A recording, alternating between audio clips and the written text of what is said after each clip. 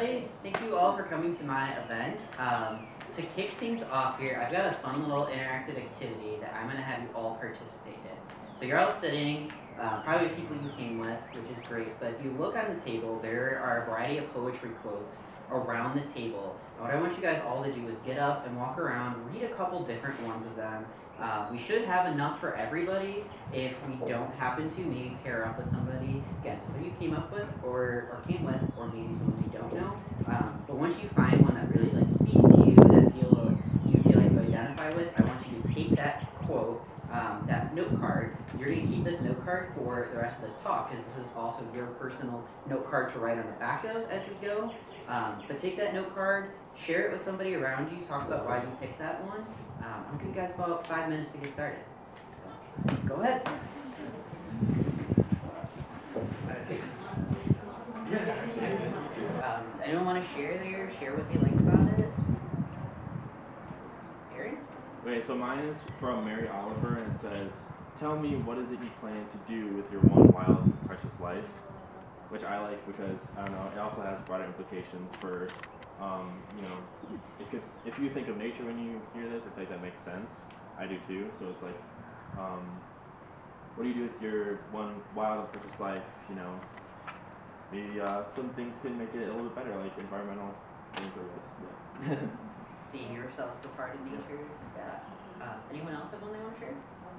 I feel super lucky to get told the quote immediately. It was the first thing I picked up. I was like, oh, this is fantastic. All that is gold does not glitter. Not all those who wander are lost. The old that is strong does not wither. Deep roots are not reached by frost. And I like it a lot because it reminds me of something my grandpa and my dad tell me, where it's youth exuberance is no match for the age of treachery. Yeah, kind of makes me think of a tree too. The trees take a long time to get big and strong. The deeper their roots, the stronger they are. Yeah. Anyone else? By James Wright. Suddenly I realized that if I stepped out of my body, I would break my bones. That's a personal favorite of mine as well. Cool. Alright, so like I said, everybody is going to be writing and using their note cards as we go. If you just got here and you did not get a chance to get a note card, I have blank note cards you can use too. And I also have a couple pens and writing utensils too. So does anyone need anything like that? Just come on up and take one then, so make sure everyone has one. And if you want a clipboard to write on, if that's easier, go ahead and take a clipboard now too. Maybe right on the back of me. Yeah, so that the back of the note card is yours to write on. If you'd rather even doodle, the idea is just to kind of let the idea start flowing. One of the things I like to talk about with poetry is that there's not really a wrong way to do poetry. There's just a lot of different ways, and that can be intimidating to people sometimes. But the whole point here is to just have fun expressing yourself, or just maybe something you observed. You see a cardinal today, and you just it was a special moment, so you're going to write that down. But write as much as you feel. If you have more, you run out of room on your note card, I'll carry some extras around. With that, I'm going to introduce myself really quick. My name is Kevin Norris. Like Alex said, I am an environmental interp and education major here at UWC, but I'm also a creative writing minor. I've been writing for as long as I can remember, specifically poetry for about the past 10 years. But it wasn't really until more recently I realized how far poetry can reach into our life, how it can kind of describe what we're going through, how it can connect us, and even connect us to the natural world, which is why I wanted to pick writing about EcoPoetry. I was fortunate enough because of some of my great professors here at UWC to learn about different poets, Adrian Rich, Mary Oliver, Lee Decker, who use their writing to help connect people with the natural world. And they write a lot of what people call EcoPoetry, which, has anyone heard of that term before, EcoPoetry? Does anyone want to give me their definition of it? Can I volunteer you, Professor McKee? There was somebody over there. There's somebody Oh, over yeah. there. Nice to meet you.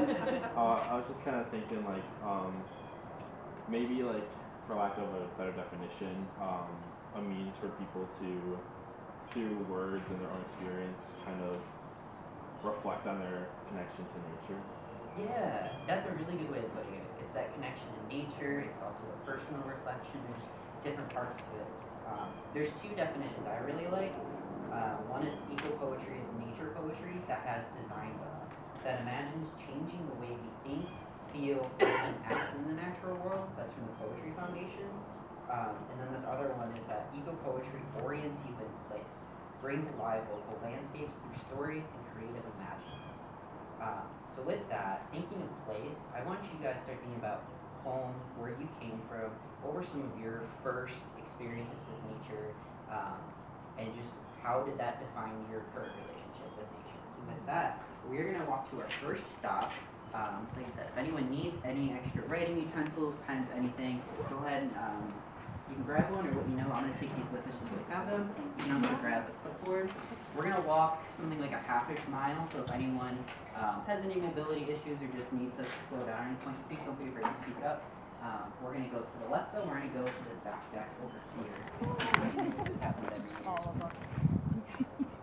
Alright. I'm going to start by reading one of the first poems from today.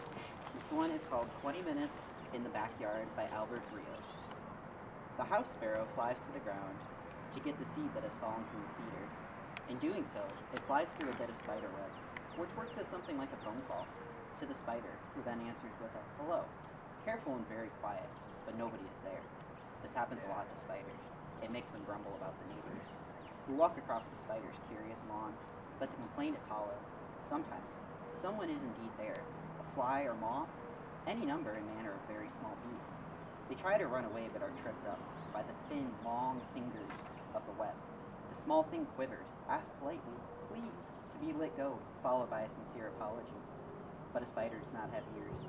This explains why it does not hear the house sparrow swoop into the air high enough to reach the spider. Few leaves rustle, while the whole world simply moves forward.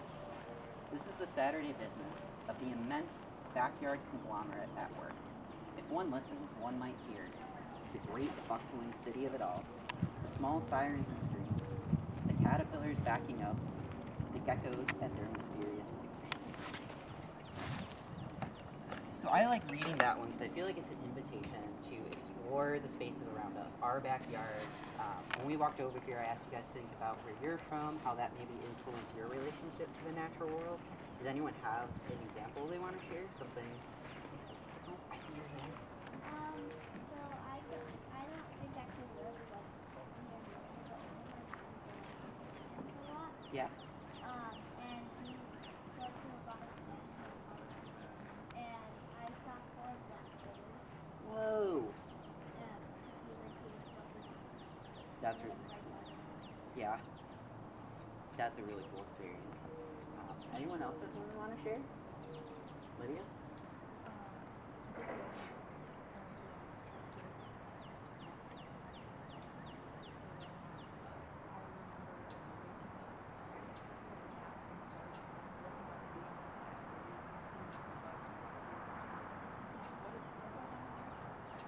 I really like that, and that's actually a great segue too into what I'm going to have you guys do here as a part of a little activity. So I like how he talks about the immense backyard conglomerate at work, right? Where there is life happening all around us, even in the coldest, crappiest seasons, but especially right now. Bugs are starting to be active again. The birds are starting to nest and find mates. There's so much cool stuff happening, like the mysterious work of the geckos.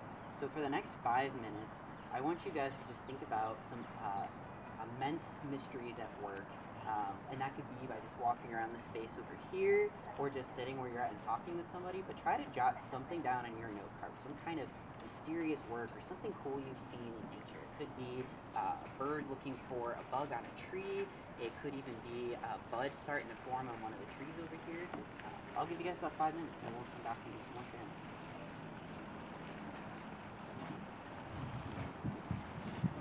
Mysterious things at work. What did some people think of? Central never stops. Yeah. Things in nature are always happening, always changing. Great. That's a great example. Anybody else? Colton?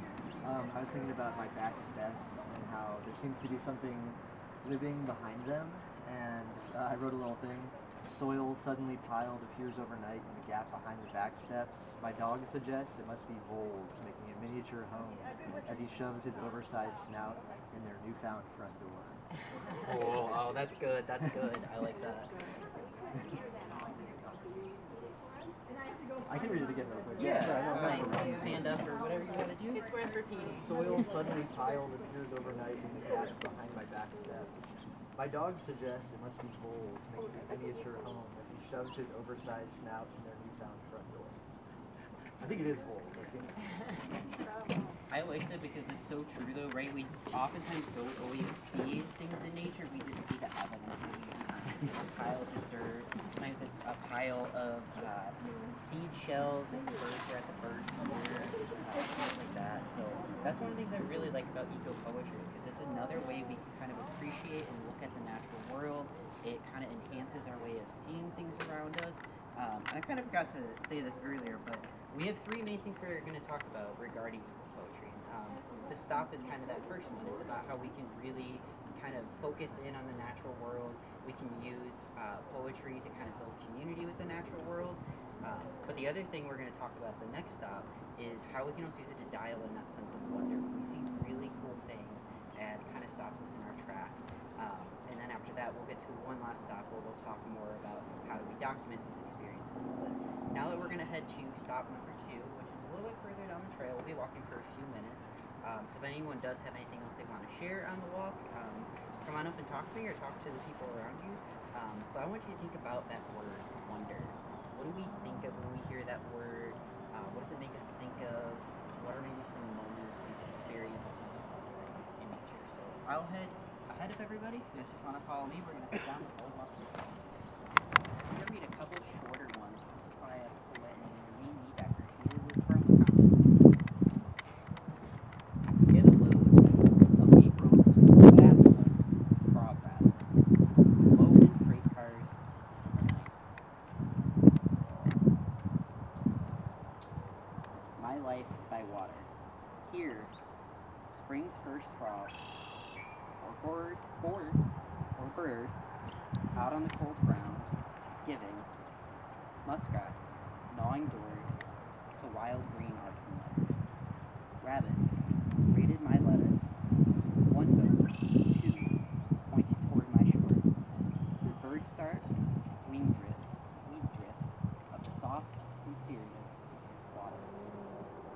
Fish, fowl, flood, water, lily, mud. My life, in the leaves and on water.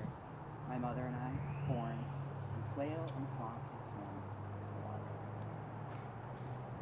What did that make you think of? Swamps. Anybody else? Maybe think of an Emily Dickinson poem about frogs.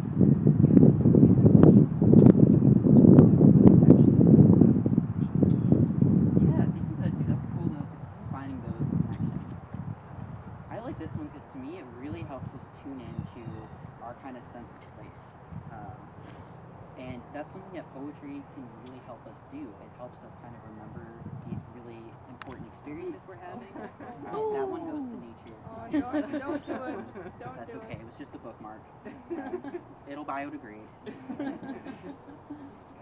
But the way I kind of like to phrase it was poetry helps us connect to place by fostering a deep sensory awareness of our surroundings, turning familiar landscapes into meaningful personal spaces. So I like using this as an example because this is just a pond. These are just cattails and reeds and plants. But it's more than that too, right? This is a place where the spring peepers come to look for a mate, to lay their eggs. This is the place the woodcock might be painting and displaying this time of year. There's all kinds of amazing things.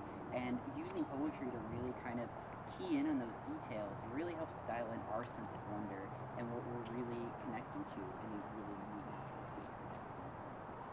Ecosystems, yeah, which is all the things happening in nature, right? Yeah, it's the frogs eating the bugs, it's the heron coming and eating the frog, and it's really cool when you kind of notice and tune into that. So with that, we're going to head to our last stop, and while we're kind of heading over there, I just want you to think about how you can look at the world with those eco-poet eyes. Try to really tune into those wonders, and as we're walking, maybe there's a detail you notice, maybe there's a sound you hear, but try to key into that and maybe write something down either before you start walking or as we're walking if you don't want to stop.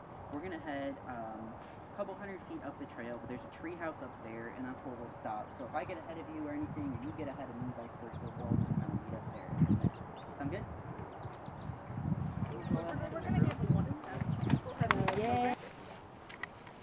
judgment. You're not being graded for this. It's all just for fun. I see a lot of hands. I see a big hand back there. I love it. All right, so we talked about, again, how we can use EcoPoetry to look at the natural world, look at the mysterious, working things, how we can use it to dial in our wonder and really remember a place that we've been, and kind of talking about remembering places, documenting things, right? How many people have been on a great vacation and then you get home and you're like, I gotta write that down, and I gotta get some pictures of that posted, right? These are things we want to remember. Nature is an amazing thing to be a part of. We're a part of the natural world, and I like to remember my experiences in the natural world. So I'm gonna read another poem, and then we'll have you guys do some reading. This one is called Goldfinches. This is by Mary Oliver. I think quite a few of you maybe know who she is. She's also a Wisconsin poet. She's very commonly cited and quoted by people. She's got some great poetry. So, goldfinches. In the fields, we let them have. In the fields, we don't want yet. Where thistles rise, out of the marshlands of spring, and spring open, each bud a settlement of riches. Where thistles rise, out of the marshlands of spring, each bud a settlement of riches, a coin of reddish fire. The finches wait for midsummer, for the long days, for the brass heat, for the seeds to begin to form in the hardening thistles, dazzling as the teeth of mice, but black, filling the face of every flower. Then they drop from the sky, a buttery gold. They swing on the thistles, they gather the silvery down, they carry it in their finchy beaks to the edges of the fields, to the trees, as though their minds were on fire with the flower of one perfect idea. And there they build their nests and lay their pale blue eggs. Every year, the hatchlings wake in the swaying branches, in the silver baskets, and love the world. Is it necessary to say any more? Have you heard them singing in the wind about the final field? Have you ever been so happy? Have you ever been so happy? Where have you been? A little bit of time to think, but then share too. Your hand's up. Yeah, I was thinking about when you mentioned like vacation before I got to like see the ocean for the first time like 2 years ago. I remember like I just sat there all day. I was like doing puzzles and chilling and just enjoying it and listening to the sea. I never forgot. Yeah. That was a moment you really wanted to remember, right? And you still do. Have you written about it? Probably peripherally, yes, but no. I should. I'm going to challenge you to maybe write about it after today. Alexis? Okay. My family's based on vacation in Greece in the summer. We went to Sedona, and the red rocks are beautiful, but the big highlight of that is going to the Grand Canyon. I think half my photos on my phone are from it because I sent that to my parents, and my parents like took all the photos because they make photo books, and half the photos of the Grand Canyon came from me. But I was like, my parents were so excited to see my reaction to it. They've been into it before, and there was pure unbridled joy on my face. I like that too, because to me that speaks to something too about not just when we have our own amazing experiences in nature, but we're connecting with other people. Like when you're seeing it through another person's eyes, or it's a family member, and you're like, yes, they're having that moment too. So yeah, thank you for sharing.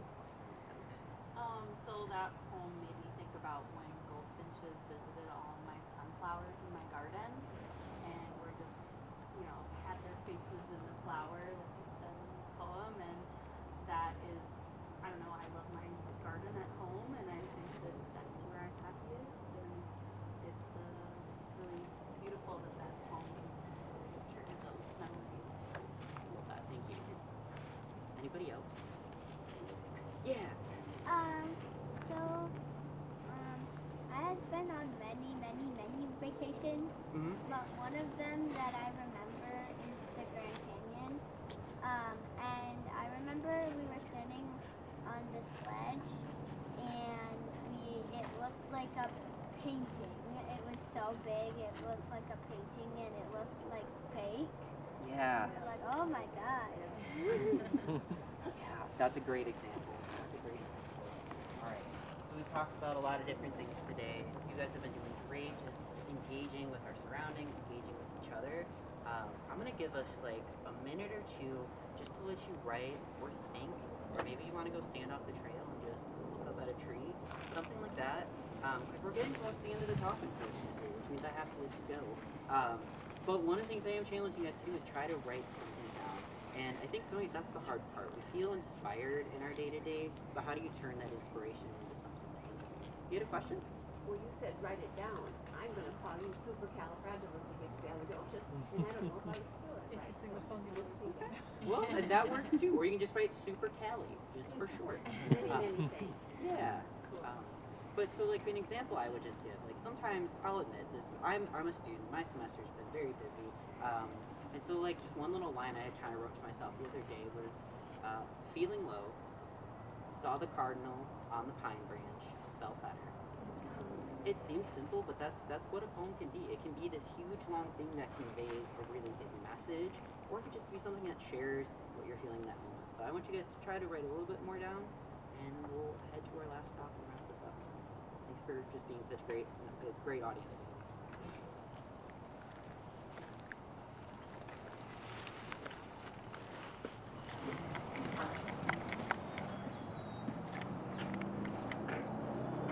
I just want to say thank you again. You guys have all been an awesome audience. I know poetry can be a little intimidating and scary to some people. For other people, it's our natural thing. But I really like that we can all share it and we can all share in our experiences of relating to nature, being in nature. And I saw so many people writing it. This is really cool. So before I read one last poem and send you off into the world, does anyone want to share something that you wrote for me today? Go ahead. If it's easier, you can come up here, or if you just want to stand on the bench or something. Yeah, stand on. However you feel comfortable. I said, the ocean is like the sky but on the ground. The fish are the birds, the seaweed the clouds, the sand is the sun, and the rocks are everything else. The ocean is like the sky but on the ground. That's awesome. That's awesome. Becca was right into that creative imaginings, right? Thinking about the world around us, looking at it differently, seeing the sea as the sky, and flipping things around. That was really cool. Rhymed. And it rhymed. Okay, I told you guys I write poetry. I don't do really well with rhyming poetry, so that's impressive. Anyone else? Alexis, I think you said your hand. The grandest is going to be strong in the sky, the old ladies playing with their smiles as they shiver in the French bodies. Ooh, I like that. Really good language there. Nice. Anyone else? Regina? I realized that, like, usually when I'm writing, I'm by myself. And usually when I'm at a tree house, I'm by myself just reading and I'm not around other people. And so it was just really nice with others to feel almost outside, and that was what I found myself thinking about. Cool. Thank you. Nicholas? Alright. So I'm going to read our last poem here. As you guys have been doing great today. I chose this last one because I think it fits in really well with a lot of stuff we've been talking about. And it's kind of, to me, a reminder to tune into, seize, and document your one wild and precious life. So I'm going to go ahead and read this one by Mary Oliver. This one is called Summer Day. Who made the world? Who made the swan and the blackbird? Who made the grasshopper? This grasshopper, I mean. The one who has flung herself out of the grass. The one who is eating sugar out of my hand. Who is moving her jaws back and forth instead of up and down. Who is gazing around with her enormous and complicated eyes. Now she lifts her pale forearms and thoroughly washes her face. Now she snaps her wings open and floats away. I don't know exactly what a prayer is. I do know how to pay attention, how to fall down into the grass, how to kneel down in the grass, how to be idle and be blessed, how to stroll through the fields, which is what I've been doing all day. Tell me, what else should I have done? Doesn't everything die at last, and too soon? Tell me, what is it you plan to do with your one wild and precious